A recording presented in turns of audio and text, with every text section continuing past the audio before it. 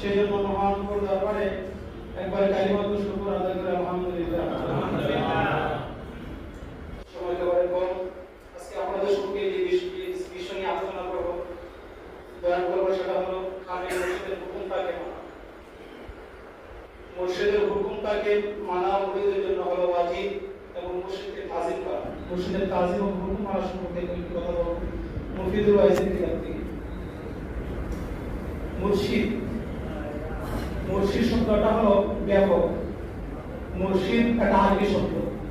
মুর্শিদ অর্থ হলো পথ প্রদর্শক, যাকে কোরআনের ভাষা আল্লাহ বলেছেন সূরা কাহফের 17 নম্বর আয়াতের মধ্যে, ওয়া ইউরিল ফালান তাজিদা লাহু ওয়ালিয়ান মুরশিদা। মুর্শিদ শব্দ আল্লাহ উল্লেখ করেছেন। মুর্শিদ মানে যিনি পথ দেখান, পথ বাতলে দেন, যাকে ফার্সিতে বলা হয় পীর।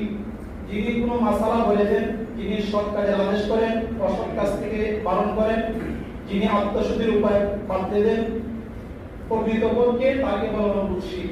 মুর্শিদ বা আমরা যাকে বলি পীর, পীর শব্দটা হলো ফার্সি, আর আরবিতে বলা হয় মুর্শিদ। সূরা কাহফ আয়াত নম্বর 17। তিনি হলেন মুর্শিদ, যিনি আমাদের অভিভাবক, যিনি আমাদের মুরব্বি, তিনি আমাদেরকে যে হুকুম দিবেন সেটা আমাদেরকে পালন করতে হবে। আর মুর্শিদের হুকুম মুরিদের জন্য পালন করাটা হলো ওয়াজিব। আর মুরিদ শব্দটা হলো ব্যাপক। মুরিদ মানে দ্বীনি বিষয়ে জিজ্ঞাসাবাদকারী, সকলকে বোঝা। অর্থাৎ মুরিদ শব্দটি ব্যাপক অর্থ বোঝে। মুরিদ একটা আরবি শব্দ, এর অর্থ হলো ইচ্ছা পোষণকারী। ইচ্ছা পোষণকারী, সাথী, অনুসারী, আমিত্ব বিরূপকারী। মুরিদ মানে আমিত্বকে সে বিলীন করে দিবে। কার কাছে? মুর্শিদের কাছে।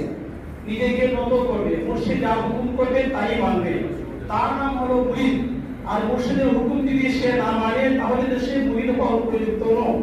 তাহলে মুর্শিদ এবং মুরিদের ব্যাখ্যা পাইলাম, যারা একই সাথে একই তরিকার মধ্যে অংশগ্রহণ করে তারা হলো পীর ভাই। আমরা আমাদের পীর হযরত মাওলানা রাসূল রাহমাতুল্লাহি আলাইহি, তিনি আমাদের মুর্শিদ, আর আমরা মুর্শিদের ছাত্র। অর্থাৎ আমরা হলাম পীর ভাই।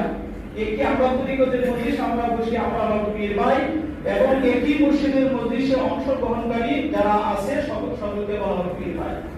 আর পীর যে শব্দটা, পীর হলেন শরীয়তের আদেশ নিষেধ পালন করার প্রশিক্ষণদাতা। যিনি প্রশিক্ষণ নেন সে শিক্ষার্থীর নাম হলো মুরিদ। আমরা প্রশিক্ষণ নেই, হুজুরকে আমাদেরকে প্রশিক্ষণ দেন। পীর সাহেবের শিক্ষার্থীর নাম হলো মুরিদ। আমরা শিক্ষার্থী, এখানে আমরা যারা এসেছি আমরা হলাম তালিবুল ইলম। কোরআন শিক্ষার জন্য আমরা এসেছি, মুর্শিদের কাছে আমরা এসেছি। আমরা হলাম তালিবুল ইলম, আমরা হলাম মুরিদ। মাদ্রাসা যিনি শিক্ষা প্রদান করেন তার নাম